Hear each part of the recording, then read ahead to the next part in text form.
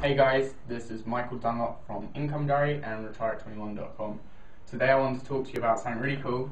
It's how I made $5,000 in my very first month with a brand new blog, which was Income Diary. Now, the concept behind it is really simple and it's something you can all do. So, I started with an idea. People wanted to know how I was doing, what I was doing with Retire21. You know, they wanted to know how I got it up, how I was making money, how I was getting traffic and everything. So I listened to them, I provided the solution, and pretty much I monetized it, which is what I'm going to teach you here. First step is really taking action. You need to do something about it. You've got to get the site up. You know, everyone has these ideas, but they just don't act. So the first thing I did was once I got the blog up, I bought a Woo theme from woothemes.com and I uploaded it. I got a programmer, a designer, did a few minor changes, you know, customized it, built it a little, do some work on the branding, and just I worked on a few other pages, which we'll talk about later in this. After that, I built momentum, which is hugely important because, you know, a lot of people don't build momentum. By the way, I should stop for a second and tell you, this was all pretty much, I did everything I needed to do pretty much in 3 or 4 days, so don't think, you know, it was a huge planned launch. So when I built my momentum, I did this in just a few days. So I started my Twitter accounts. I was adding 1,000 people on each one every day. You know, I had one for my own, for my name. I had one for Retire21. I had one for Income Diary. I was just blitzing it. You know, I was adding as many people from the accounts that I knew that I wanted to follow. For example, people in my niche, such as Pro Blogger, John Chow, Shoe Money, anyone like that. I'd go to their followers. I'd follow them, and they followed me back wicked. If they didn't, I unfollowed them, and then I started following more people again. You know, regular tweeting when people came to my profile to see my site, see that had something coming, and you know, they got excited. I tell them every day, you know, can you know, I've just interviewed this person, just got this top list, watch out for it. So once I did that, obviously I had to get the content, and I was doing interviews and I was doing top lists. Now my huge suggestion with this one is you interview people who have a following, but they're at the same level as you. So for example, John Chow, I interviewed him.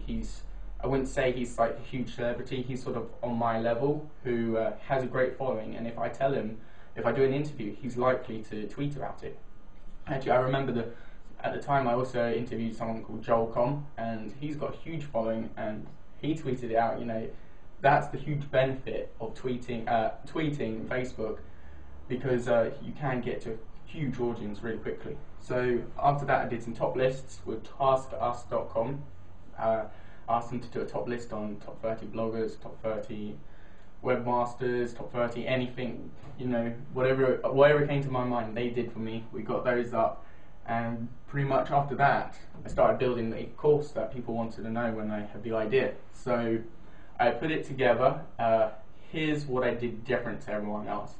A lot of people do, hey, check out my free report, check out my free ebook. Great ideas, but for what I was doing, I needed to make sure people took action. I didn't want to just get them on my list, I wanted them to take action. So what I did was I put it in a 7-day free course. I got myself Aweber, and I gave them an autoresponder, and so once they opted in, I would start sending them an email every day for a week. And so what I was doing, like day 1, installing your blog, day 2, adding a theme, doing some changes, day 3, monetizing, or something like that. And every day they look forward to it. Even to today, I did this about a year ago, even today, I've been getting emails from people saying, hey Michael, is there any chance I can get day 2? You know, they wanted it from me now. You know, when you give out a free ebook, you know, people didn't really care too much. They took action straight away, because I'd be like, yeah, look, get this done today, and then you'll be ready to do tomorrow's assignment tomorrow. So I think that's the whole reason it was so successful. After that, I obviously needed a comparison page, because when people opted in, you know, I was paying maybe domain, hosting, and themes, but people did not want to take me, you know, they didn't want to just, you know, presume I was telling the truth, because quite often, you know, marketers just promote something with an affiliate link.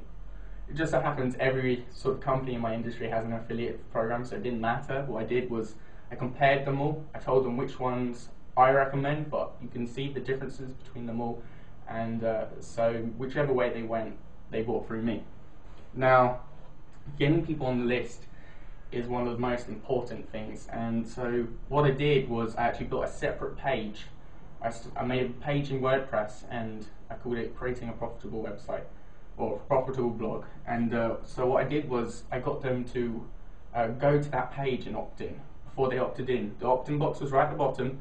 What I did was at the top, I told them about it. You're going to have to spend some money if you want to make some money. Not much money, about $100. You can buy your domain, it lasts a year, it's like $8. Your hosting, I'll give it to you for 1 cent for the first month. Here's a coupon code, and then get your thing. Just like me, not doing anything I haven't done. So I think that's pretty much one of the reasons it works so well is because I showed them exactly what I'm doing, not like just doing it for the sake of it. I was using a Woo theme myself, and I made it look really good, and so that really appealed to the reader. So another huge benefit of having a squeeze page or a separate page on WordPress is people want to recommend your course. If it's good, they'll recommend it. But if you just have an opt-in box in the top right of your sidebar, which I also recommend, but if that's all you've got, people are just going to tweet and they're going to say, "Oh, check out Michael's free course." Cool. But they're not going to always give a link because there's no specific place to go. Having a specific URL for people to go to is extremely important. You can market that page now. You can buy advertising. You could tweet it. You can Facebook it. You can tell other people to tweet it. You can mention it in posts. Like top 30 bloggers. At the top, follow in their footsteps. Check out my free course. Hugely powerful doing that. And then, of course, once they've opted in, there's a thank you page saying, "Thank you for joining. Make sure you check your email. Oh, by the way, check these products out." Really beneficial. Then, of course, the no leakage rule. A lot of people have advertisers. They have a blog roll. They have the top commenters in the sidebar.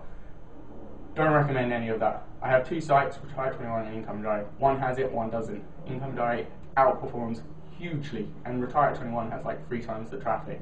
So I pretty much think that's a fair test, and the reason why is because they get distracted. They check out these other advertisers. Your competition they're going to. They will check out your blog roll. Yet again, most likely your competition they're going, and then top commenters. Often your competition, so you don't really want to have all that stuff because they're going to get distracted, they're going to go in different directions. And for the money you get, it's not worth it. So I got rid of that. I made sure that they either went to my opt-in page, and if they didn't, then they left the site. That was all I wanted. Either you're going to make me money, get my list, you're going to do my course, I'm going to email you to come back to my site every so often. You either do that or you leave. There was huge benefit in them getting into my list, and because of that, I made money, and quite a bit of it for my first month. And actually, I have to admit, I wasn't the best blogger when I started this, and for me to be able to achieve all of this within just a few days of work, I think anyone out there could follow in my footsteps and do the exact same thing. And it must have cost me like a few $100 to put it all together, and the return was huge. So good luck, let me know how you do, and this is Michael Dunlop from Income Diary.